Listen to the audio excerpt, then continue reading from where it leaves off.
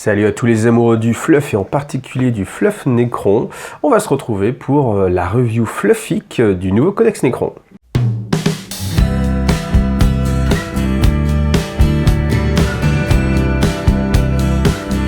Alors ce qui est vraiment intéressant avec le Codex Necron, c'est qu'on est sur une des plus anciennes races de la galaxie, plus ancienne que les Eldar. Donc on va avoir du fluff qui vous présente tout l'historique de la galaxie, même avant la naissance de l'Imperium, de l'humanité même tout simplement. Donc c'est ça qui est un petit peu sympa et qui va faire plaisir. Alors l'introduction vous présente encore une fois le style de jeu des Necrons. Là on va aller directement à ce qui nous intéresse un peu plus, à savoir l'historique. Je reste un petit peu sur cette image-là, j'ai bien aimé, là on voit un petit peu ce qu'a pu être la guerre céleste en fait, c'est-à-dire la lutte entre les Necrons et les anciens. On reviendra un petit peu là-dessus, parce que c'est vrai que cette image-là, on pourrait croire qu'elle est sortie du 41e millénaire, mais alors pas du tout. Elle peut dater d'il y a 60 millions d'années, quand justement les anciens et les Eldar alliés faisaient la guerre justement aux Necrons et aux Cthans qui étaient aussi alliés. Donc avec les petits... alors là, je me demande aussi si les petits scarabs vont réussir à venir à bout du chevalier, ou alors est-ce qu'au contraire, le chevalier, c'est useless, il va se faire complètement démembrer par les petits scarabs. Donc les légions Necrons. Alors je passe directement, même si l'image est très jolie, parce que finalement ce qui est plus intéressant c'est ici. Alors ça va me servir de guide aussi, donc je vais essayer de faire des petits va-et-vient comme ça entre les pages pour que vous ayez un petit peu un visuel un peu plus sympa. Alors, ça vous explique les Necrons, de quoi ils viennent. Au début, donc c'était une race qui s'est développée dans la galaxie et qui avait comme particularité d'avoir une espérance de vie assez faible. On repense un petit peu à ce qui peut exister avec les taux justement. Donc on a cette compensation en fait de cette perte, de cette faiblesse vitale biologique par justement la technologie. Et c'est ce qui a suivi justement pour les Necrons. Ils ont justement essayé, de par la technologie, de trouver la solution pour devenir immortels, tout simplement. Alors la société Necron, elle était guidée par le triarcat. Et le triarcat, c'était en fait trois seigneurs, donc trois pharaons. Vous voyez, on a tout de suite les petites consonances un petit peu égyptiennes, pharaon, pharaon, voilà, sans que ce soit avoué. Mais du coup, on va dire ces trois pharaons s'étaient unis dans le triarcat pour essayer de leader en fait l'ensemble du peuple Necron. Après, ils se sont aperçus que c'était assez difficile. Et au fil du temps, ils se sont dit ce qu'il faudrait en fait pour solidifier notre peuple en fait, tout simplement pour arrêter les guerres internes, c'est de trouver un ennemi commun qui serait une sorte de point de mire pour justement rallier tous les Necrons sur une cause commune. Et comme les Necrons étaient très avancés technologiquement, il n'y avait pas beaucoup d'ennemis à cette époque-là, donc c'était il y a plus de 60 millions d'années, il n'y avait pas d'ennemis qui avaient l'envergure de pouvoir justement se battre contre les Necrontyres à l'époque, parce qu'il ne faut pas parler de Necrons, il faut parler de Necrontyres avant qu'ils soient transformés en machines, donc là ils étaient encore biologiques. Et bien du coup, ils ont choisi les anciens, tout simplement, parce qu'ils étaient d'une part jaloux de leur capacité à être immortels, et comme les anciens n'avaient jamais voulu partager en fait ce secret avec les Necrontyres, du coup c'était l'excuse tout trouvée pour les attaquer. Alors c'est ce qu'on va appeler la guerre céleste. Donc au cours de cette grande guerre, les Necrontyres ont cherché à vaincre justement toutes les nations qui étaient alliées aussi avec les anciens. Donc on parle aussi des Eldari à cette époque-là, qui était une race mineure à l'époque, mais une race mineure qui luttait quand même avec les anciens pour s'opposer à la domination des Necrontyres. Mais les anciens avaient un gros avantage, c'est qu'ils pouvaient en fait voyager dans la galaxie à travers la toile. La toile, vous le savez, c'est ce qu'utilisent encore actuellement les Eldar pour justement voyager dans cette galaxie, et en fait ça avait été créé par les anciens, et les anciens justement utilisaient cet atout, et ils pouvaient disparaître rapidement, contourner, prendre de revers, attaquer les bases avancées, etc. Ce qui fait que au fur et à mesure du temps, les Necrontyres commençaient à perdre cette guerre contre les anciens, et du coup, alors que leur population du coup diminuait et que leur force s'amenuisait, ils se sont retrouvés en fait à être une menace mineure pour les anciens, qui les considéraient même plus comme menace tangible, et ont même Enfin, ils pouvaient tout simplement les éradiquer, mais ils disaient que ça servait à rien, étant donné la faiblesse des nécrontyres. C'est à ce moment-là qu'il y a eu à nouveau encore des dissensions au sein de ce qui restait de l'empire des nécrontyres, parce qu'en fait, certaines factions, ils disaient, faut qu'on fasse un cessez-le-feu, faut qu'on négocie un armistice avec les anciens pour justement pas que notre race disparaisse complètement. Et c'est à cette époque que sont apparus les Cthulhu. Alors, dans le codex même, en fait, il y a 3 versions. Enfin, on peut comprendre plus ou moins 3 versions sur comment sont apparus, quelle a été en fait la teneur de la première relation qu'il y a eu entre les nécrontyres et les Cthulhu. Alors, dans cette version-là, dans celle de ces pages-là, on vous apprend que en étudiant des soleils, par accident, une sonde a plus ou moins réveillé ou pris contact avec les entités qu'il y avait à l'intérieur des soleils. Pour ça, par contre, on est assez d'accord dans le fluff, c'est-à-dire que c'est vraiment des entités qui prennent naissance à l'intérieur des soleils. Et donc, les nécrontyres ont fait une alliance avec ces entités en leur construisant, en fait, grâce à leur technologie, des corps de métal, de métal vivant, on va dire de métal organique, un petit peu. Alors, je sais pas si on peut l'imaginer comme un T-1000, mais voilà, du métal vivant qui pouvait en fait contenir l'essence divine des Cthulhu. Et une fois que les Cthulhu étaient justement présents, on va dire physiquement à l'extérieur du soleil, alors là c'est pareil, ça va dépendre des versions, donc je sais pas laquelle vous racontez, je vais faire court puis après je vais revenir quand on va reparler des Cthulhu en particulier. Mais bon, de cette alliance, justement, les anciens ont été mis à mal et ont perdu en fait la guerre. Voilà, là il n'y a pas de suspense, mais la force en fait divine des Cthulhu plus la technologie des Nécrons, plus le fait que du coup, ils pouvaient maintenant lutter un petit peu à armes égales avec la technologie des anciens. Il s'est passé que les anciens ont été vaincus, tout simplement. Et une fois, en fait, les anciens vaincus, donc les Cthulhu ont dit... même c'est un petit peu avant, c'est que là je me suis un petit peu avancé. En fait, ce qui s'est passé, mais là je me suis un petit peu mélangé, mais c'est vrai que je reste un petit peu dubitatif sur les 3 versions qui sont amenées dans le même codex. Du coup, on se dit, mais quelle est vraiment la bonne façon dans laquelle ça s'est passé? Alors, on vous dit aussi que même les Nécrons eux-mêmes ne se rappellent pas forcément et n'ont pas forcément d'informations. Donc peut-être que c'est ça qui est mis en éveil et qui essaie d'être mis en place pour vous perdre vous-même, pour vous dire, il y a plusieurs vérités. On ne sait pas exactement, il y a plusieurs versions officielles. Bon.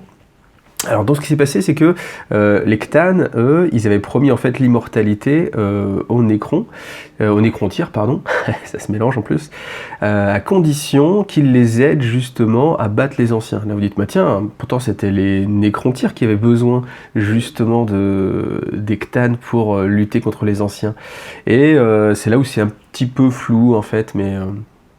l'explication viendra un tout petit peu plus tard. Donc du coup, de ce fait de cette alliance, la promesse de l'immortalité, le triarcat finit par se décider en disant bon allez, ok, on va faire confiance aux Cthulhu, on va les aider, on va s'entraider justement pour lutter contre les anciens. Et la promesse de l'immortalité, c'est le biotransfert. Donc le biotransfert, c'était la façon pour les Cthulhu de rendre immortels en fait les nécrontyres. Ça signifie simplement abandonner leur enveloppe charnelle pour les transférer leur conscience, leur mémoire dans une machine. Et c'est ce qui devient en fait après du coup un nécron. Un nécron, c'est un nécrontyre qui a subi le biotransfert et qui du coup s'est transformé en machine. Alors après, ce que les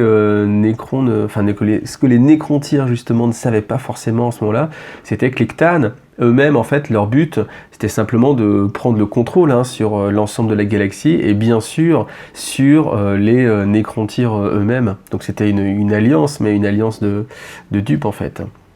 Donc ce qui s'est passé, c'était que lors de ce biotransfert, en plus, ils ont implanté en fait des protocoles d'obéissance. Pour pour tous les nécrontyres de basse extraction, tout ce qui était travailleurs, tout ce qui était soldats de première classe ou ce genre de choses. Donc du coup, eux, en fait, avaient plus de libre arbitre, alors que les Phyrons, eux, avaient encore leur libre arbitre. Alors, ce qu'on vous explique un petit peu, c'est que dans ce passage-là, justement, les Cthulhu venaient se gaver de l'essence vitale, parce que le biotransfert, en fait, c'était simplement des hauts fourneaux où on mettait tous les nécrontyres, et puis on brûlait en fait, enfin voilà, c'est tel que c'est décrit, leur enveloppe vitale, et que du coup l'âme pouvait s'échapper et était absorbée justement par l'Ectane. Et cette énergie-là les rendait de plus en plus puissants au fur et à mesure du temps.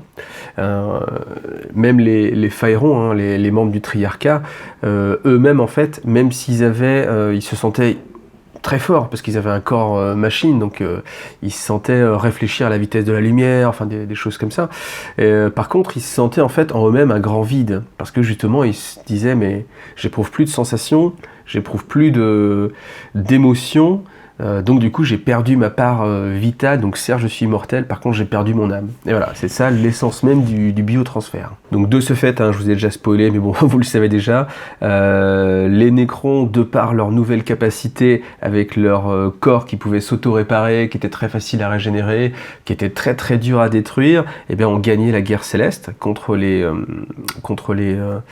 anciens. Et l'idée c'était que eux-mêmes, certains parmi en fait les nécrons avaient connaissance du fait que l'Ectane se gavait d'énergie justement vitale des âmes pour justement prendre le contrôle de la galaxie.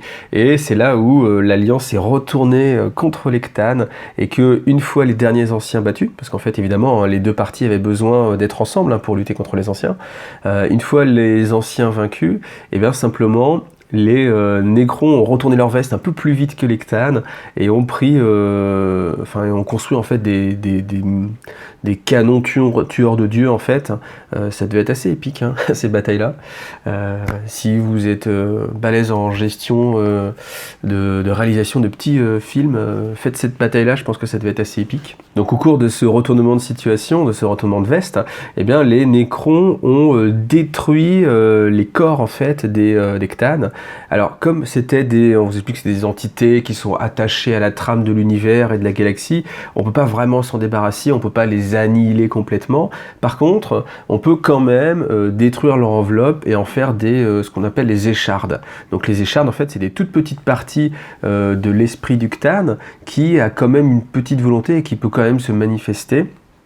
Et donc ces échardes en fait, c'est ce que nous on va voir après c'est ce qu'on connaît en fait dans 40 000, toutes les représentations des Ctanes, ce sont des échardes de Ctane. Et bien en fait, toutes ces petits échardes sont ensuite capturés dans des labyrinthes. Alors je sais pas comment il s'appelle, labyrinthe Tesseract je crois. Enfin c'est des emprises, enfin c'est des cubes dimensionnels. Donc vous imaginez une grande boîte, une boîte de Pandore, on met l'écharde de Ctane à l'intérieur et puis il n'est pas détruit, mais bon il peut pas sortir de sa boîte. Comme la comparaison c'est comme un génie dans sa lampe. Donc voilà, c'est exactement ça.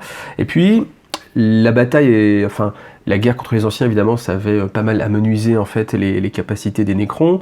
Les Ctanes étaient du coup asservi, mais en fait il sentait que le vent avait tourné et qu'il n'y avait plus vraiment de place pour le peuple des nécrons au sein de la galaxie. Et voyant que les Eldari, eux, avaient le vent en poupe et justement profitaient de toute leur alliance avec les anciens pour profiter justement de la toile, ils sont sentis que le temps était venu peut-être de se reposer un petit peu, de se mettre un petit peu à l'écart, de reprendre des forces pour revenir justement un peu plus tard dans une période qui leur sera un peu plus favorable, étant donné que pour eux maintenant le temps n'avait plus d'importance, étant donné qu'ils étaient immortels tout simplement. Donc ils ont simplement décidé de se mettre en stase, et toutes les cités des nécrons sont transformées en nécropoles, dans lequel tous les nécrons étaient parqués pour s'endormir, etc., pendant un long sommeil qui dura 60 millions d'années. Et ils savaient que quand ils reviendraient de toute façon, eh bien, la race des Eldar, étant donné qu'elle était passagère aussi, puisqu'elle était biologique, eh bien, elle connaîtrait le même cycle un petit peu que toutes les races dans la galaxie. Et donc c'est eux-mêmes en fait pour échapper à ce cycle de, ce qu'on appelle la loi normale. Vous savez, il y a toujours un moment où vous êtes en croissance, puis à un moment donné où ça baisse un petit peu, puis vous disparaissez. Et bien pour échapper à ce cycle-là, ils ont simplement fait une pause pendant 60 millions d'années. Voilà. Et on arrive du coup à maintenant. Donc maintenant c'est l'éveil. Ah oui, c'est vrai que je vous avais dit que je vous mettrais des petites images en même temps. J'essaie de trouver un petit peu 2-3 petites images au cours du montage.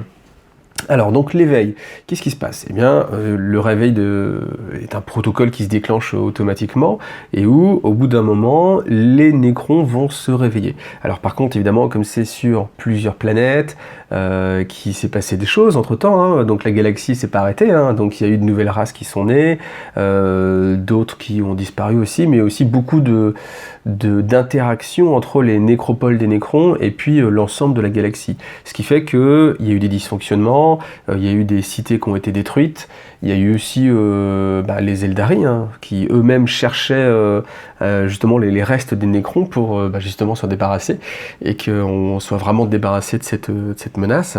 De fait, l'éveil des nécrons n'est pas forcément homogène, c'est-à-dire que certains se réveillent sans encombre, alors que d'autres ont beaucoup de difficultés à émerger, ou ne se réveillent pas, ou ont des problèmes qui font que du coup ils pourront jamais se réveiller, et que leur seuil d'énergie sont trop faibles, etc. Enfin, tout un tas de raisons, tout ce que vous pouvez imaginer qui fait que certains vont se réveiller et d'autres non. Alors, dans ceux qui se réveillent, après, du coup, ils prennent conscience que du coup la vie a repris ses droits, et que en fait sur leur domaine, la plupart du temps, étant donné que c'était des planètes qui étaient elles-mêmes assez riches, du coup il y a d'autres civilisations qui sont venues s'établir et qui considèrent ces mondes-là comme leur monde, hein, et qui les utilisent. Donc bien sûr ça se passe un petit peu mal, hein, c'est normal. Et après, on vous dit qu'il y a quand même plusieurs façons, et qu'en fait il y a plusieurs façons d'agir pour les nécrons qui se réveillent. C'est-à-dire que certains en fait peuvent simplement proposer, alors je vais pas dire un partenariat, mais proposer en fait, c'est une proposition un petit peu compliquée, mais ils vont pas directement arriver et tuer tout le monde en fait, mais ils peuvent simplement dire, écoutez, on est les nécrons, cette planète nous appartient depuis tout le temps, et donc du coup, si vous abdiquez en notre faveur et que vous êtes en gros nos esclaves, et du coup on va épargner vos vies. Voilà. C'est exactement ça. Alors ça peut être quelque chose de préférable, hein, simplement, la servitude plutôt que l'annihilation. Voilà.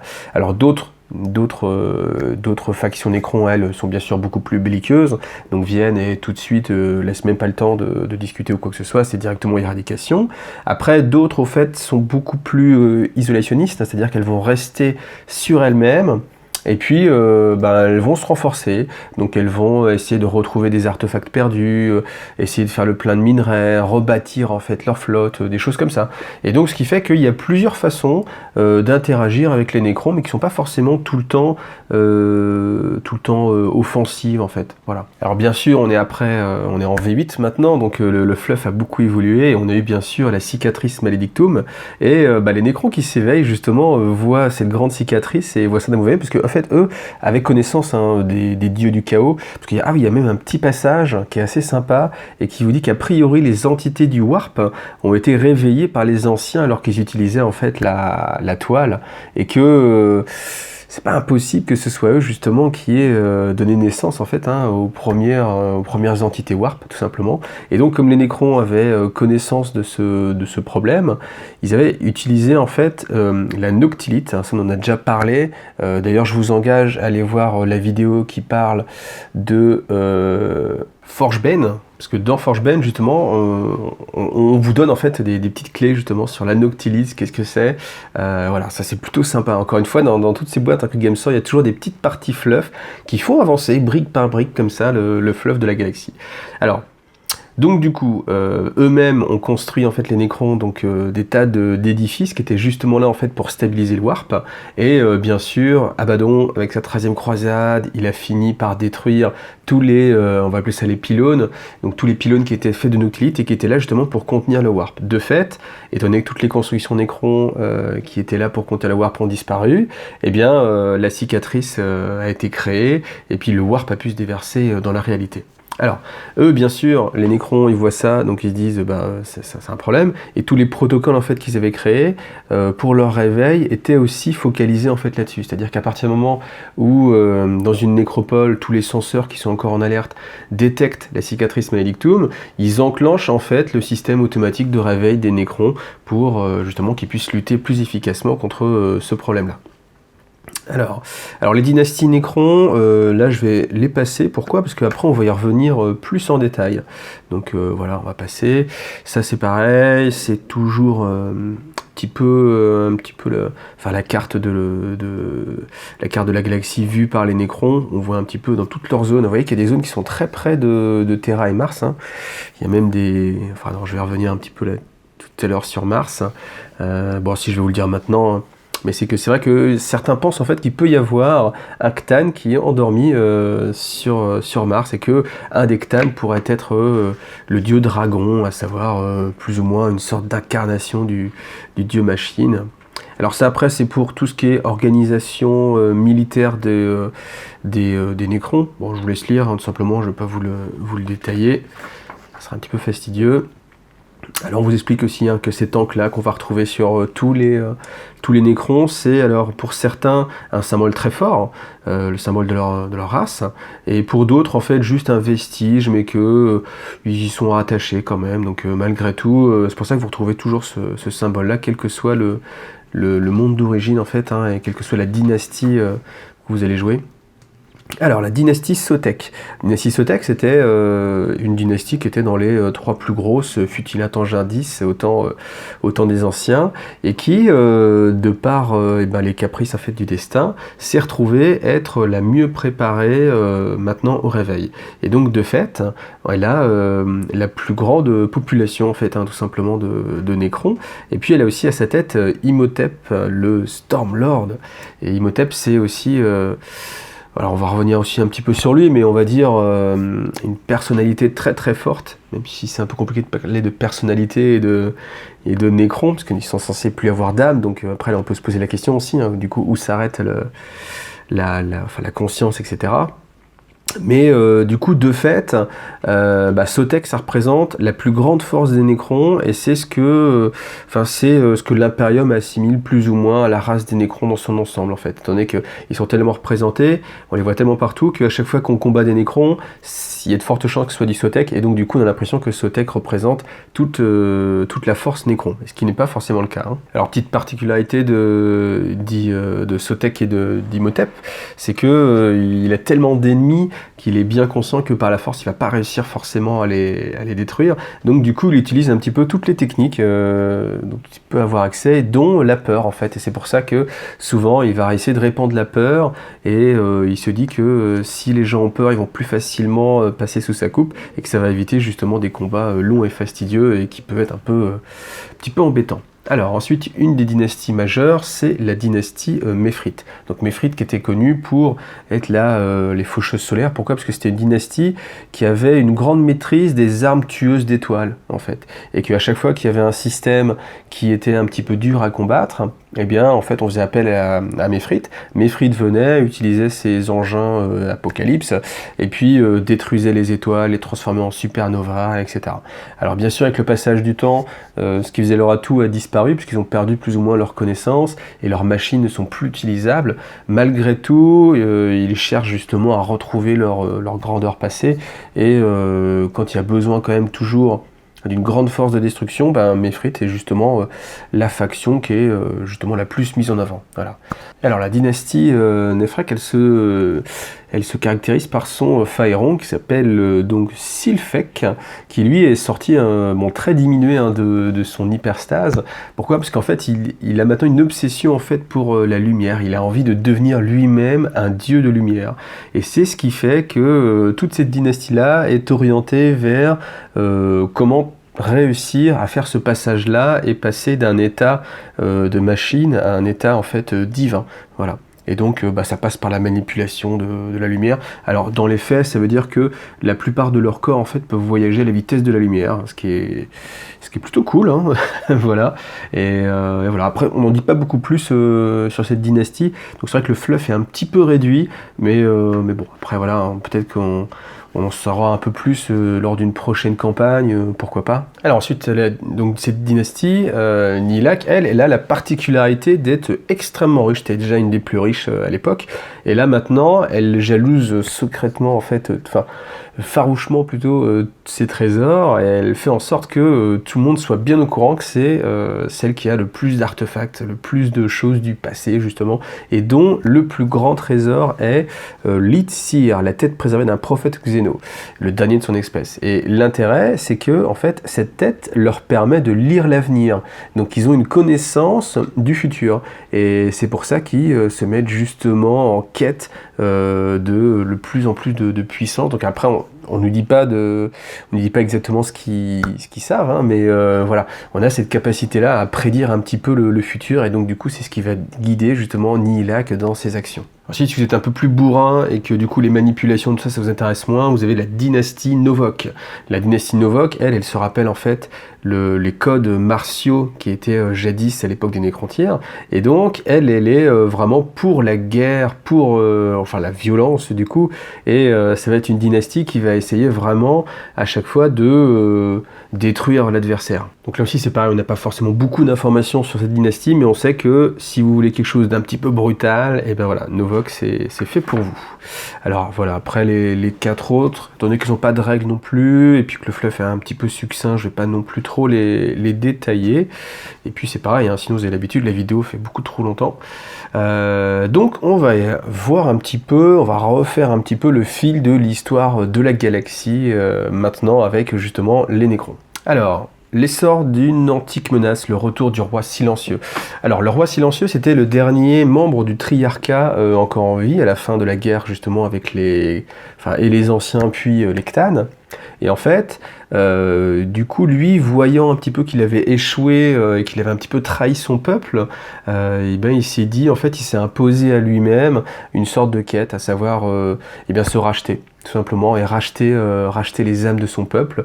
Et il cherche, en fait, à atteindre l'apothéose. L'apothéose, ça va être le moment où, de l'état de Nécrontyre, il passe au stade Nécron, et où la race des Nécrons réintègre une enveloppe charnelle ou une autre forme, peut-être, un petit peu à l'image de l'Ascension dans Stargate, hein, pour ceux qui connaissent évidemment cette série de science-fiction. Voilà, on a un petit peu ce côté-là, essayer de passer à un autre stade, hein, qui serait l'évolution ultime, peut-être un petit peu ce que représentaient les anciens.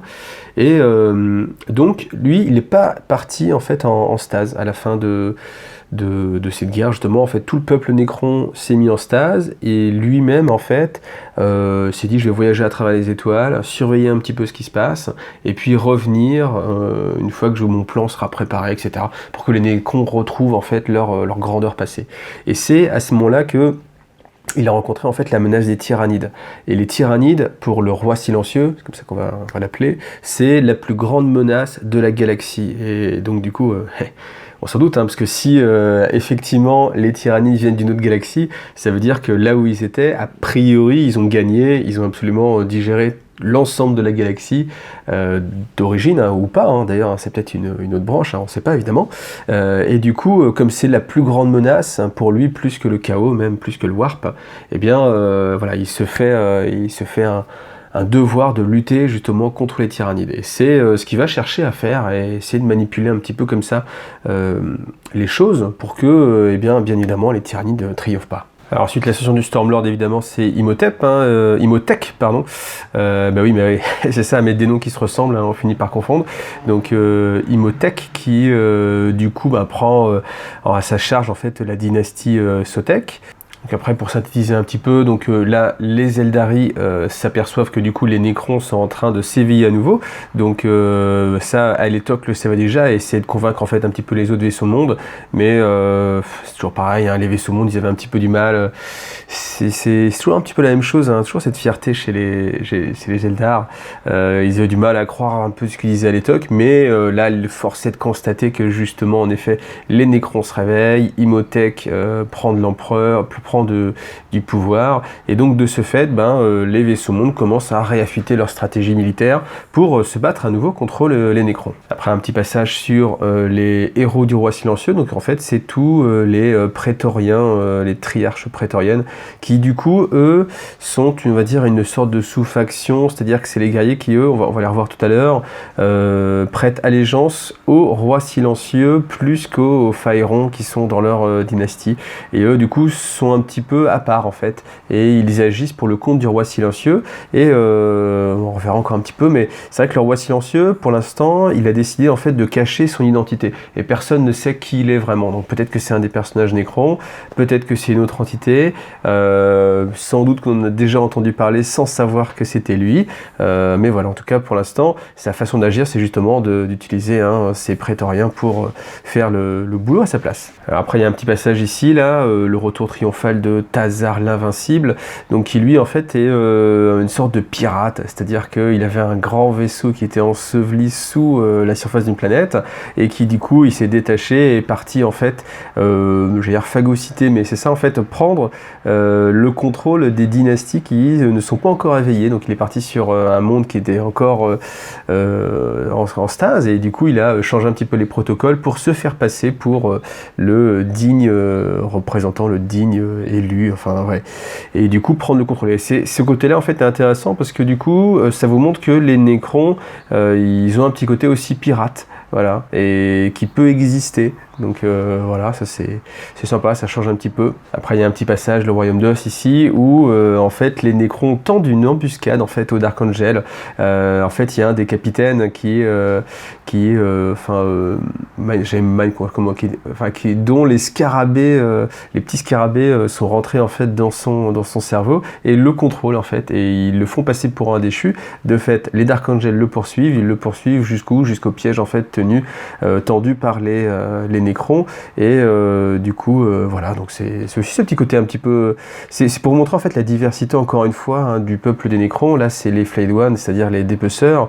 On va revoir encore, parce que là après on va repasser un petit peu en revue les différents types d'unités justement qu'on peut trouver chez les Nécrons, et voilà, là on vous dit qu'ils peuvent aussi tendre des pièges. Voilà, on va passer. Donc là il y a pas mal de petites histoires, mais après c'est vrai que je peux pas forcément non plus encore une fois tout détailler, donc je pioche comme ça les petits trucs qui me plaisent bien. Donc la foi brisée, c'est un petit passage où on avait un monde qui s'appelait le bouclier de l'empereur, parce qu'il y avait une forteresse spatiale qui était imbattue jusqu'ici, et qui protégeait donc tout ce pan tout ce secteur un petit peu de l'espace. Et puis Imhotep justement a décidé que c'était une bonne façon de justement régner par la terreur. Alors la foi brisée, c'est un petit passage avec Enrakir, The Travelers, Enrakir du coup qui décide d'attaquer un monde, le monde de Saint-Spire ou Saint-Spire, je ne sais pas, et du coup ce monde en fait est protégé par une sorte de forteresse spatiale redoutable qui avait jusqu'à présent tenu toutes les invasions, et lui bien sûr décide de l'attaquer, et il réussit à retourner en fait les armes de la forteresse contre le monde qu'elle défend, ce qui provoque en fait, étant donné que ça s'appelait un peu le bouclier de l'empereur, en fait tout le monde avait foi en l'empereur à travers justement ce système de défense, et comme Enrakir le retourne contre l'Imperium, et du coup c'est aussi pour saper la foi de l'Imperium, et du coup maintenant l'humanité redoute encore plus les Nécrons, parce qu'ils se disent si même la volonté de l'empereur de par cette station se fait battre par les Nécrons, mais que nous reste-t-il en fait? Alors dans ce petit passage là on voit que les Nécrons ont à cœur de détruire toute menace tyrannide, et qu'ils viennent justement aider en fait les Tau qui se battent contre les tyrannides et leur porter assistance, et que sitôt les tyrannides vaincus en fait voilà, ils disparaissent sans s'occuper du tout de la présence des Tau. Mais encore une fois on voit dans cette donc je sais que c'est assez intéressant cet équilibre des forces qu'il y a dans Warhammer 40 000 toujours, avec donc bien sûr l'Imperium qui censément domine la galaxie, mais toutes ces factions qui s'affrontent, et a priori les tyrannides vont tout défoncer, ils sont là, ils vont tout ravager, mais le chaos va gagner à la fin, sera le plus fort, mais les Nécrons vont grâce au Noctilite vaincre le chaos, mais eux-mêmes ont peur des tyrannides, et tout ce petit maelstrom. Et si jamais les orques s'alliaient, ce serait la race qui dominerait la galaxie, et voilà. Et ça c'est toujours sympa, cet équilibre qui est important pour que chacun en fait puisse trouver une place justement dans cette galaxie. Et j'aime bien que ce soit justement retranscrit dans ces petits passages là, où là vous voyez on voit les Nécrons qui ont peur mine de rien quand même des tyrannides. Alors là on a un petit passage un petit peu sympa sur Eldbrecht qu'on connaît, qui est un des personnages Black Templar, qui en fait s'est fait couper la main par Imhotep, et du coup parce qu'Imhotep il est comme ça en fait, il va marquer l'esprit et le corps des adversaires qu'il a vaincus, mais il va les laisser partir, histoire qu'ils reviennent un petit peu plus forts un petit peu comme d'autres personnages qu'on connaît. Alors là, justement, c'est la vengeance, hein, la vengeance de Helbrecht qui revient et qui va ni plus ni moins que détruire le vaisseau amiral d'Imhotep, qui réussit lui à s'enfuir juste à temps. Mais voilà, c'est un coup dur et évidemment le Stormlord n'est pas prêt d'oublier. Bah oui, mais en même temps, voilà, qui sème le vent récolte la tempête de Helbrecht. Alors ensuite, on a tout un passage sur Vengeance à Damnos, et vous savez qu'il y a un livre de campagne qui était sorti, je crois que c'était en V8, ça s'appelait Zone de guerre, je crois, en français, et qui reprenait à chaque fois un théâtre d'opération, et puis justement 2 factions qui étaient mises en avant, et on avait justement eu droit à cette bataille de Damnos. Tiens, d'ailleurs, ça me fait penser, est-ce que ça vous intéresserait que je refasse peut-être des petites previews d'anciennes publications, pas forcément tout le temps de la nouveauté, mais aussi Blast from the Past, un petit peu ressortir des vieilles choses que j'aurai en réserve. Voilà, dites-le moi dans les commentaires, ça peut être une piste pour explorer. Alors c'est pas comme si j'avais pas déjà 50 000 vidéos sur le feu, mais bon voilà, ça peut être une piste assez intéressante. N'hésitez pas à me le dire. Alors ensuite, la guerre d'absorption, ça c'est étant donné que justement maintenant avec la cicatrice malédictum, le chaos devient quelque chose qu'on peut pas ignorer, hein, même pour les nécrons.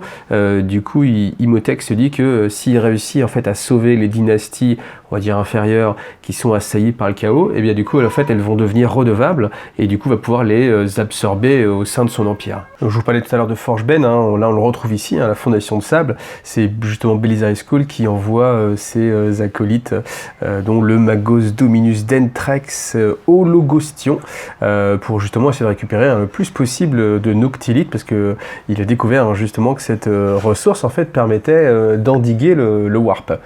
Alors, et puis on termine avec les légions éveillées, c'est-à-dire qu'au fur et à mesure, l'Imperium lui aussi prend connaissance du nombre de mondes nécropoles qui s'éveillent, mais ils sont très très loin de savoir exactement combien il y en a, combien il y a de nécrons en fait dans la galaxie, et les Eldari eux savent, ont cette vérité-là, et c'est pour ça que se préparent activement, et que au fur et à mesure, l'Imperium lui aussi va prendre conscience du danger que représentent les nécrons. Voilà. Donc on va continuer un petit peu. Alors voilà, Imhotep the Stormlord. Imhotep, donc c'était un des plus grands généraux de son époque qui du coup, de par le biotransfert, a acquis une réflexion encore plus poussée en fait. C'est-à-dire qu'il a des capacités d'analyse qui sont bien supérieures à ce qu'il était déjà à l'époque. Et à l'époque, c'était déjà un des plus grands stratèges que la galaxie ait connu. Donc là, on est sur un des personnages les plus badass en termes de stratégie militaire, et voilà, c'est tout ce qu'on vous présente. Après, ces petites particularités, c'est que souvent il va suivre en fait le code d'honneur des nécrons, c'est-à-dire que si un adversaire a été suffisamment valeureux, il va le traiter avec respect, et puis souvent il va pas l'achever en fait. Donc c'est ce qu'on a vu avec justement Helbrecht, qui s'était bien battu, et du coup il l'avait capturé, il lui avait simplement coupé la main en guise de petit souvenir, le petit souvenir d'Imhotep, et puis il l'a laissé repartir justement en mode allez, apprends un petit peu garçon, et quand tu seras un peu plus fort, tu reviens me voir, et puis on en rediscute. Et voilà, donc Imhotep, c'est sans doute le plus grand dirigeant nécron pour l'instant. Après, on va voir hein, si... alors, est-ce que c'est le roi silencieux? Oui et non, je ne pense pas. Qui est le roi silencieux? On ne sait pas encore. Pas de façon certaine en tout cas. Ou alors, si vous avez l'info, n'hésitez pas à la laisser en commentaire. Mais voilà, donc Imhotep, le personnage emblématique nécron pour l'instant. Alors, on va continuer avec les différentes unités, donc les Overlords et les Lords. Donc on vous explique que c'était simplement en fait les seigneurs qui se sont vus accorder un corps un peu plus efficace hein, que la plèbe, bien évidemment. Alors, Catacombe Command Bar, je vais peut-être pas tout détailler hein, au niveau, parce que là, dans le fleuve quand même. Donc bon, ça, vous voyez, hein, vous connaissez. Hein, donc c'est une sorte de char. Là, on retrouve un petit peu vraiment ce qu'on avait dans le trip égyptien, hein, c'est-à-dire, vous voyez, même dans les symboles, dans la symbolique, dans le look, on a ce char-là sur lequel va le seigneur au combat. Alors les cryptèques c'est assez intéressant parce qu'ils forment en fait une sorte de caste, un conclave à l'intérieur en fait de tout l'empire Nécron. C'est-à-dire que eux en fait sont détachés et sont les détenteurs en fait du savoir technologique. Sans les cryptèques, pas de connaissances technologiques, et donc les Nécrons évidemment ne pourraient pas s'auto-réparer. Et ces cryptèques, donc je disais, ils sont rassemblés en conclaves, mais c'est pas un seul conclave en fait, mais c'est plusieurs conclaves en fonction d'un domaine de compétences. On a la chronomancie, après je me rappelle plus de tous les termes, mais chaque aspect en fait de la technologie va être justement un des aspects, un des domaines d'un conclave. Et il y a une forte en fait appartenance en fait au conclave plus qu'à une dynastie en particulier. C'est-à-dire que les cryptèques sont vraiment un petit peu à part et que un overlord en fait va simplement demander l'aide d'un cryptèque et il va pas ordonner à un cryptèque. Voilà. Et c'est ça qui est assez intéressant. Hein. Et puis on le voit aussi dans un petit texte d'ambiance, c'est que un des cryptèques dit simplement, enfin menace simplement son overlord en disant simplement si simplement je décide que tes guerriers s'auto-réparent pas, que les chaînes d'assemblage, de réarmement, etc. prennent fin, et bien en fait ton pouvoir ne tient à rien, en fait ton pouvoir ne tient uniquement à ma bonne volonté, donc voilà, sois humble, car même si tu es la personne emblématique qui détient le pouvoir et prend les décisions, c'est le cryptèque, sans le cryptèque tu n'es rien en fait. Alors l'Illuminor Zeras, ça j'en ai déjà parlé en fait dans la review au niveau des règles, parce que je trouvais que, vous voyez en fait dans tout son fluff, on vous explique qu'il est vraiment à la recherche du corps parfait et que donc déjà c'est lui qui est l'architecte en fait du biotransfert, qui a réussi à mettre en place ce système et qu'il a eu de cesse en fait de perfectionner son corps mécanique en utilisant vraiment le meilleur de la technologie Nécron pour s'améliorer. Et c'est ce qui était un petit peu dommage en termes de jeu, c'est que il n'avait pas un profil aussi fort qu'un Overlord, alors qu'il pourrait très bien avoir augmenté son corps au-delà des compétences, au-delà des capacités de celles d'un Overlord, mais bon, voilà. Donc après, lui, son but, c'est qu'une étape transitoire, son corps mécanique. Son but, c'est d'atteindre la transcendance, l'apothéose, et c'est pour ça qu'il étudie beaucoup en fait toutes les espèces vivantes. Donc il aime bien justement analyser tout ce qui fait le patrimoine génétique en fait d'une espèce, essayer de trouver ses forces, les synthétiser pour pourquoi pas arriver à un moment donné où il sera capable en fait de créer l'entité parfaite, tout simplement. Comme réceptacle de son corps, évidemment, il ne le fait pas pour les autres, il le fait surtout pour lui. Alors, Orican the Diviner. Alors lui, c'est un personnage qui est aussi intéressant. Pourquoi ? Parce que c'est un oracle qui a des capacités à voir justement, à prédire un petit peu le futur à travers la position des planètes. Bon, voilà, chacun son style. Et du coup, il a toujours un coup d'avance par rapport à ses rivaux. Donc c'est ce qui fait que ça en fait un personnage dont il faut se méfier. Même pour ceux qui justement utilisent ses talents. En fait, aucun de ses rivales ne peut justement mettre son plan à exécution, parce que Orican sait que justement on va l'attaquer, donc du coup il réussit à retourner le piège contre son adversaire, et voilà. Alors lui-même en fait, il a on vous dit que tous les Nécrons en fait le craignent, surtout pour son air en fait, c'est-à-dire qu'il a un air un petit peu rieur, un petit peu hautain, parce qu'en fait ça sous-entend qu'il sait ce qui va se passer, il connaît l'avenir, et donc du coup il est très fort de ça, et qu'il a cette espèce d'arrogance qui est un petit peu dure à encaisser pour tous les autres Nécrons justement. Malgré tout, il n'est pas parfait, et sa science n'est pas parfaite, et puis il y a un petit passage justement comme ça où on vous explique qu'en fait quand il se trompe, pourquoi ? Parce qu'il ne peut pas forcément tout prévoir, un petit grain de sel peut justement venir l'embêter, et bien du coup, il va utiliser en fait sa capacité à voyager dans le temps. Il va voyager un petit peu dans le temps, revenir en arrière, et puis infléchir un petit peu la trame de l'histoire pour que ça aille dans son sens, en fait. Mais que malgré tout, il essaie de ne pas le faire très souvent, parce que bien sûr, ça va avoir des conséquences sur la suite de l'aventure.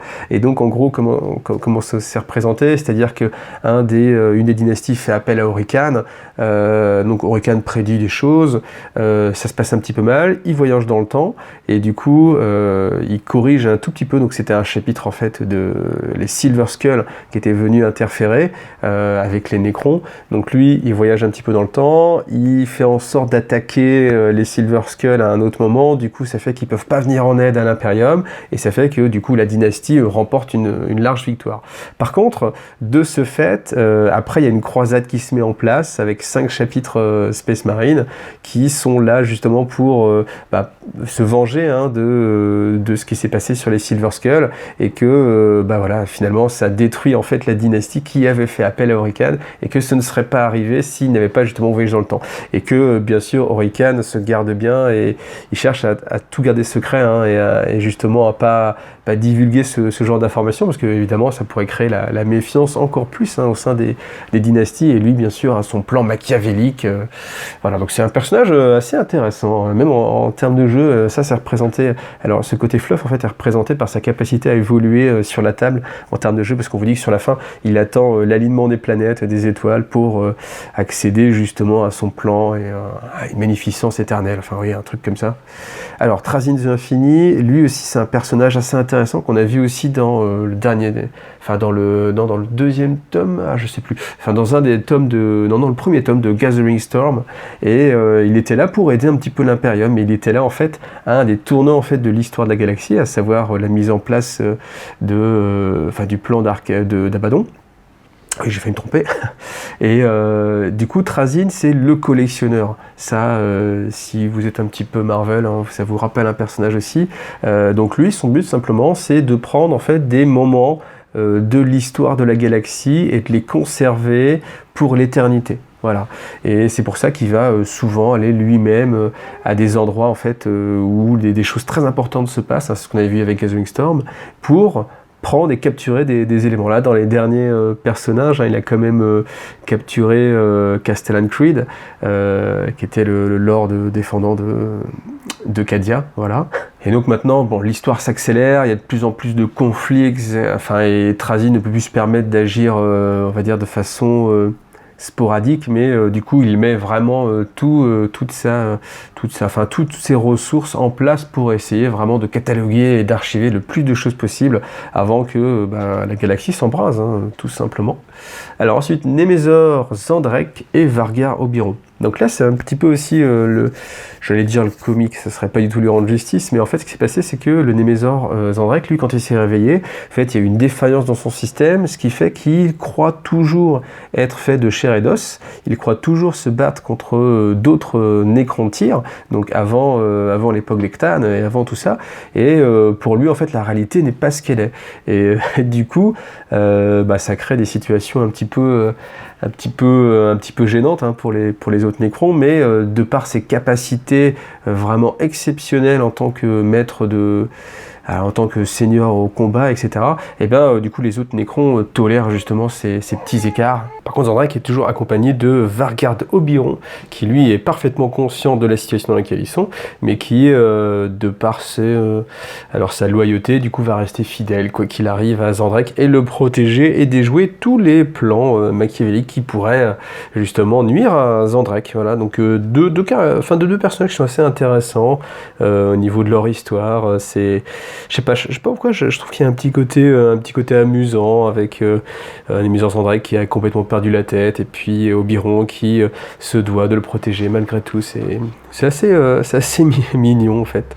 Alors Orakir, lui, son but c'est d'essayer d'unifier justement toutes les dynasties Nécrons. Alors est-ce que ce serait lui peut-être le roi silencieux? Peut-être. Mais en tout cas, tous ces agissements sont justement orientés dans cette série-là. Alors, on va avancer un petit peu. Donc, les Necron Warriors, eux, c'est vraiment la petite engeance, c'est-à-dire la plèbe. C'est un corps qui, bien sûr, est quasiment indestructible, mais qui est... les nécrontyres n'avaient pas la possibilité de créer des enveloppes assez développées pour l'ensemble en fait de tout leur peuple. Et c'est pour ça que du coup, quand vous étiez, alors je sais pas, hein, si vous n'étiez pas un noble, du coup vous avez eu simplement un corps comme ça, un corps mécanique et une conscience très limitée. Enfin une conscience, on n'a même plus de conscience en fait hein, quand on est nécron. Enfin eux en tout cas ont simplement des circuits qui leur intime d'obéir justement à leur phairon, mais ils n'ont aucune pensée propre en fait. Et voilà, c'est juste ni plus ni moins que des automates. Voilà, c'est la principale force nécron, mais voilà. Alors les immortels, eux, c'était les guerriers d'élite. Donc ces guerriers d'élite ont eu bien sûr des corps mécaniquement supérieurs, avec de plus grandes, une meilleure constitution, et de fait, on va dire un processeur plus puissant pour schématiser la chose. Hein, et du coup, on gardait un peu plus de capacité mentale, mais malgré tout, ils n'ont pas leur libre arbitre. Et en fait, ils sont quand même inféodés, bien sûr, aux phairon. Alors les Lich-Gardes, eux, ce sont les gardes du corps hein, des phairon. Donc voilà, une petite particularité sympa, c'est que eux, par contre, ont eu la chance, en effet, d'avoir un corps qui était identique à celui des phairon. En effet, parce que du coup, à quoi ça sert d'avoir des gardes qui ont des capacités inférieures à ceux qui sont censés protéger hein. Donc voilà, après on va passer... En termes de fleuves, donc les Tombblades, c'est les appareils justement nécrons qui jouaient le rôle en fait de chasseurs, d'intercepteurs même dans l'espace. Et l'avantage qu'ils ont, c'est que comme ils n'ont pas de corps, donc ils ne sont pas soumis aux accélérations, hein, contrairement à tous les êtres biologiques. Donc du coup, ils peuvent faire des zigzags simplement. Et les vaisseaux sont justement prévus pour ça, hein, pour voler de forme très erratique. Donc voilà, ce qui leur donne bien sûr des très fortes capacités en combat aérien, puisqu'on ne peut pas prévoir du tout un l'angle d'approche d'un Tombblade, étant donné qu'il est tout le temps en train de faire des manœuvres qui sont impossibles justement pour les autres pilotes de la galaxie. Alors les Deathmarks, ce sont les assassins. Eux en fait ils sont là pour traquer leur proie. Donc c'est encore une fois les assassins, j'ai déjà dit. Leur système en fait c'est qu'ils peuvent suivre un individu où qu'il aille en fait dans la galaxie, et qu'à partir du moment où quelqu'un est marqué, quoi qu'il arrive, les Deathmarks pourront le retrouver et puis mettront fin à leur vie d'un petit coup de fusil de sniper. Voilà. Alors, les Destroyers Lords, les Destroyers, ça c'est une sous-famille en fait des Nécrons. Pourquoi ? Parce qu'en fait c'est, alors surtout pour les Lords, des Nécrons dont l'esprit a été complètement consumé et où leur seul but maintenant c'est détruire la vie où qu'elle se trouve, hein, ce qui n'est pas le but des Nécrons. Enfin, à une époque, on avait un petit peu ce côté-là dans le fluff, avec les Nécrons sont là pour s'opposer à la vie, mais en fait, là, c'est pas le cas hein, maintenant des Nécrons maintenant qui peuvent être, qui préfèrent à la limite avoir le pouvoir et diriger en fait les engences biologiques, alors que les Destroyers, eux, leur but, c'est vraiment annihiler la vie sur toutes ses formes. Alors on vous dit que les dynasties ont un petit peu de mal à faire appel aux Destroyers, parce qu'ils sont incontrôlables, mais en même temps, ils ont une telle puissance de feu et de telles capacités de destruction que on s'accommode gentiment de leur penchant destructeur. Alors les Flayed One, donc les futilintents dépeceurs, eux en fait c'est des Nécrons qui ont une malédiction. Et alors je sais pas comment on peut attraper une malédiction, sans doute on va dire un virus. Je crois que c'est le terme d'ailleurs qui est employé. En fait, alors c'est un Dectan en fait, un Dectan qui a été annihilé. Donc tout à l'heure je dis qu'on ne pouvait pas annihiler un Ctan, pourtant ici on nous dit que ce Ctan là son essence en fait a vraiment été détruite, et que sachant justement que c'était sa dernière heure, il a jeté une malédiction sur les Nécrons, et que cette malédiction a mis un petit peu de temps à se déclarer, ce qui a fait que les Nécrons qui étaient là se sont répartis un petit peu dans toute la galaxie, et puis ont pu infecter une plus grande partie de la population Nécron. Alors en quoi ça consiste ? Ça consiste à leur faire penser, à leur donner des pulsions sauvages où ils doivent en fait manger et assimiler les organismes avec lesquels ils se battent, hein, pas forcément que les humains évidemment. Et donc du coup, alors qu'ils n'ont pas la capacité physique pour manger, hein, tout simplement, et ils vont faire comme si, donc ils vont mastiquer en fait leur victime, et puis se parer en fait de leur peau. Voilà, on ne sait pas trop pourquoi, mais voilà, c'est la malédiction des des Flayed One. Après, la petite particularité, c'est que eux voyagent à travers l'espace, et du coup, on ne sait jamais quand est-ce qu'ils vont arriver. En fait, ils font pas vraiment partie de la dynastie, mais quand il y a du massacre, de la guerre, eux, ils sont attirés, et du coup, ils vont apparaître directement. Et puis, alors, les Faerûn peuvent pas les utiliser dans leur plan, dans leur stratégie, mais ça reste une force qui vient et qui va combattre en fait les ennemis des Nécrons, malgré tout. Alors, les triarques prétoriens, ça j'en ai déjà un petit peu parlé, en fait, sont les émissaires du roi silencieux, c'est-à-dire que c'est ceux qui sont là pour s'occuper un petit peu de guider leur peuple dans leur globalité, et voilà, après, on a la version montée sur les marcheurs, pour dominer le champ de bataille, voilà. Alors, les Ghost Arcs, ça, c'est sur l'historique assez sympathique. On vous explique qu'à l'époque du biotransfert, eh ben, tout simplement, les Ghost Arcs, en fait, elles passaient dans les rues pour ramasser un petit peu comme les camions poubelles ou un petit peu ce qu'on voit dans les contes vampires. Hein, c'est exactement le chariot, en fait, où on met tous les corps et puis tout le monde s'entasse pour être emmené vers justement les hauts fourneaux, pour être transformé en Nécron. Et puis au final, ces Ghost Arcs ont été réutilisés, et maintenant c'est elle qui s'occupe de récupérer tous les corps en fait des Nécrons qui sont détruits pour pouvoir les réparer, les reconstruire. Bon, l'initialisation de barge, ça, en termes de fluff, pas grand intérêt, si ce n'est de vous dire que c'est une plateforme anti-personnel assez efficace. Alors, très belle image ici, ça mériterait aussi presque un poster. Alors, on m'a dit, mais qui met des posters de Warhammer 40 000 ? Bah si, bien sûr. Il y a des gens encore qui mettent, demandez à votre femme, est-ce qu'elle ne voudrait pas pour votre anniversaire de mariage, je ne sais pas, mettre cette magnifique affiche au-dessus de votre lit, hein, tout simplement. Alors, Nightsheet Doomsight, alors oui, la prononciation, hein, voilà. Donc du coup, il y en a un qui va être là pour le transport, l'autre vraiment pour la destruction. Voilà, on vous apprend que c'est un des moyens en fait les plus efficaces pour justement transporter de l'infanterie, parce qu'en fait, grâce à leur rayon de translocation, ils peuvent faire apparaître un portail, et du coup de porter un portail comme ça, les troupes des Nécrons peuvent débarquer facilement. Et puis l'avantage, c'est que si le transport, enfin si le Nightshield est détruit, et ben ses occupants en fait ne sont pas détruits, hein, tout simplement parce qu'ils n'étaient pas là. Donc voilà. Là aussi, hein, des compétences extrêmes en termes de combat aérien, étant donné qu'on est toujours avec des pilotes qui sont des machines, hein, donc non soumis aux accélérations. Alors, Doomsday Arc, donc ça c'est le canon jugement dernier, donc une super arme qui est là pour justement distiller la terreur pour les adversaires des Nécrons. Le monolithe, ça c'est emblématique, hein. Je pense que quand on pense Nécron, quand on pense véhicule, on pense tout de suite au monolithe. Monolithe là qui a aussi ce rôle en fait de transport, et qui peut justement encore une fois ouvrir son portail et permettre aux Nécrons de débarquer là où ils sont. Voilà, le monolithe, encore une fois, très emblématique des Nécrons.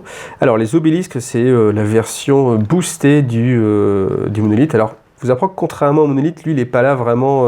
c'est vraiment un système de défense, et qui va être enseveli, et qui, dès qu'il va détecter... Alors, surtout, là, on est surtout tourné vers la défense anti-aérienne. Bon, pas que, bien évidemment, mais sa capacité, c'est de générer, en fait, des ondes gravitiques qui attirent au sol, en fait, tous les appareils, et donc, du coup, va créer une sorte de bulle dans laquelle tous les chasseurs ennemis, évidemment, vont être attirés au sol et détruits. Voilà. Alors la Tesseract Vault, là c'est la machine de guerre absolue, on va dire, de ce point de vue-là, parce qu'en fait elle est alimentée ni plus ni moins que par une écharde Cthane qui est prisonnière en fait de ce sarcophage, et ça va être un Cthane amélioré, hein, sur le champ de bataille. Et ce qui est assez amusant, c'est que du coup l'énergie est tellement forte qu'elle est détruite en fait le Tesseract au fur et à mesure, et donc du coup c'est pour ça qu'on a plein de petits scarabées à l'intérieur qui sont en train de continuellement réparer et se nourrir en fait de l'énergie qui est développée pour auto-réparer le Tesseract, pendant que le Cthane déchaîne sa puissance, et que les armes justement sont alimentées par la puissance du Cthane directement pour lutter contre les ennemis des Nécrons. Voilà. C'est un concept, c'est une figurine assez emblématique aussi en version Apocalypse. Alors, tout ce qui est Canoptech, c'est les serviteurs qui, eux, ne sont pas des Nécrons, en fait. Donc, ce sont des intelligences artificielles. Alors, termes d'intelligence artificielle, est-ce qu'on peut l'entendre dans Warhammer 40 000 comme ça, ou est-ce que c'est simplement en fait des automates programmés? Ils ont quand même une grande capacité d'analyse, et puis ils sont là, enfin ça, ce sont les gardiens en fait des sépultures nécrons. C'est-à-dire que alors que les nécrons étaient en stase, eux en fait sont restés éveillés, et c'était justement, encore une fois, les gardiens, les mécaniciens, c'est-à-dire que c'est ceux qui s'occupaient de faire en sorte que le réveil se passe bien, et si jamais il y avait des intrus, et bah, du coup ils étaient là pour lutter contre. Bon voilà, le Wraith, très belle figurine aussi, puis même en termes de... Enfin là, ce look là, moi j'accroche à 100%. La Spider, donc elle peut générer d'autres petits scarabs. D'ailleurs, les scarabs, les voilà. Donc les scarabs, c'est un petit peu comme les petits voraces, hein. Ils sont là pour embêter l'adversaire et puis le noyer, hein, sous le nombre. Mais bon, en termes de fluff, pas grand-chose à dire. Alors, les Cthans, là, c'est beaucoup plus intéressant, et c'est là où on revient un petit peu sur l'historique de la découverte des Cthans par les Nécrons, en fait. Alors, on vous dit que même si la plupart des Cthans sont asservis, en fait, aux Nécrons, eh ben, on dit que c'est pas forcément le cas de l'ensemble des Cthans. Donc, c'est là où on reparle, en fait, du dieu machine. On parle aussi d'un dieu qui serait dans la toile, peut-être, et qui aurait été manipulé par le dieu moqueur, enfin, qui serait peut-être le dieu moqueur des Eldar. C'était là, on a été dupé par Segorash et amené à dévorer ses propres fers, ouais. Alors bon, ça reste un petit peu auréolé de mystère comme ça, c'est voulu, hein, on va pas tout vous donner non plus directement. Donc les Échartanes, elles, ce sont en fait des fractions de ce qu'était l'entité Cthane dont elles sont originaires, et elles-mêmes ont oublié plus ou moins ce qu'elles étaient. Et donc on vous dit qu'elles gardent en fait un pouvoir immense, donc elles peuvent liquéfier un tank si elles juste par la pensée, sauf que la plupart du temps, elles ne le font pas. Pourquoi? Parce qu'elles ont simplement oublié qu'elles avaient ce pouvoir, et voilà, donc du coup c'est assez fun. Et après on passe sur vraiment le cœur du fluff, hein, des Cthans, avec le Nightbringer et le Deceiver. Donc le Nightbringer, c'était a priori le Cthane qui était dans le soleil de la planète mère des Nécrons, enfin des Nécrontyres même du coup. Et alors là, c'est là où c'est un petit peu confus par rapport à ce qui était dit tout à l'heure, un petit peu contradictoire. On vous dit que c'est le Nightbringer qui en premier a pris contact avec les Nécrons, bon ben voilà, et que du coup lui... c'était le plus destructeur. Alors je zappe un petit peu la suite parce que voilà, du coup lors de la guerre céleste, en fait, c'était le plus assoiffé, le plus violent, la mort incarnée, et c'est du coup son pouvoir. Son pouvoir, c'était d'instiller dans l'âme de tous les êtres vivants de la galaxie son aura de peur, en fait. Et c'est ce qui fait qu'à travers toutes les civilisations, qu'elles soient humaines ou non, en fait on a peur de la mort. Pourquoi? Parce qu'on a peur du Nightbringer, qui incarne vraiment, enfin la mort incarnée. Et petit passage sympathique, c'est que, alors c'était où? De toutes les races naissantes, seuls les Crocs échappèrent à l'influence du Nightbringer. La race qui deviendrait les orques fut ainsi épargnée par la peur de la mort. Et voilà, c'est pour ça que les orques sont sans peur, et enfin ne cherchent pas... peu importe la mort, c'est parce qu'ils n'ont pas été influencés par le Nightbringer à cette époque-là. Donc ça, c'est assez intéressant. Alors bien sûr, il a été vaincu, voilà, comme la plupart des Cthans. Et le Deceiver. Alors le Deceiver, là aussi on vous dit que c'est lui le premier qui est venu négocier avec le Triarcat pour proposer l'alliance entre les Nécrontyres et les Cthans. Donc vous voyez, c'est un petit peu contradictoire sur les mêmes pages. Donc en soit, le Deceiver, c'était le plus faible en fait du panthéon des Cthans, et de fait, comme il ne pouvait pas justement utiliser sa puissance, il s'occupait de manipuler et de tirer son épingle du jeu en manipulant et les Nécrontyres et les autres Cthans en fait. Et c'est lui qui a commencé à influencer le Nightbringer pour que le Nightbringer justement attaque les autres Cthans, parce qu'en fait le Nightbringer, lui, ce qu'il voulait, c'était bien sûr boire les âmes de tout le monde, et autant au début il se gavait de l'énergie des étoiles, qu'il trouvait assez fade. Après, l'énergie des vivants, il a trouvé ça fort à son goût, et le Deceiver lui a dit, écoute, au-dessus des vivants il y a les Cthans, les dieux, donc si tu t'abreuves de l'essence même des dieux, tu vas te régaler en fait, tout simplement. Et ça a été la technique en fait pour le Deceiver, pour profiter un petit peu du Nightbringer, le manipuler, et puis récupérer un petit peu au fur et à mesure les énergies des Cthans, et puis devenir comme ça au fur et à mesure de plus en plus puissant. Voilà. Donc on vous apprend aussi qu'il il est venu en fait sur le triarcat en disant bah oui moi aussi je cherche à battre en fait les anciens, donc faisons une alliance, mais bien sûr il utilisait uniquement les attentes des nécrontyres pour les manipuler. L'autre chose c'est que c'est aussi le Deceiver qui a instillé le processus de biotransfert. En fait il n'a pas dit directement voilà ce qu'on va faire, mais il a influencé secrètement, discrètement les nécrontyres pour que d'eux-mêmes ils aillent vers ce système-là. Voilà. Donc c'est là où je trouve que le fluff est un petit peu contradictoire, peut-être c'est un grand mot, mais d'un côté on vous dit que c'est vraiment les Cthans qui avaient cette idée en tête, et puis de l'autre côté on vous dit qu'au final c'est les nécrontyres qui d'eux-mêmes ont fait cette découverte. Bon. Voilà. Alors pour terminer, bien sûr, le Deceiver a lui aussi été battu par les Nécrons. Et ce qui est amusant, c'est que du coup, ces échardes continuent de penser qu'elles manipulent continuellement en fait les Nécrons et que ce sont encore elles qui décident. Alors qu'en fait, elles sont simplement esclaves des Nécrons. Et c'est le petit retour de médaille qui amuse Zarek, le dernier des rois silencieux. Et voilà, on en est voilà pour cette partie fluff. Donc j'espère que cette vidéo vous a plu. Alors voilà, j'ai essayé de vous détailler un petit peu tout, en essayant de ne pas forcément trop rentrer dans les détails, pour que vous puissiez encore lire le codex si vous avez envie. Bon, comme vous l'avez vu, c'était un petit peu laborieux avec toujours mes contraintes personnelles, mais j'espère que vous ne voudrez pas trop.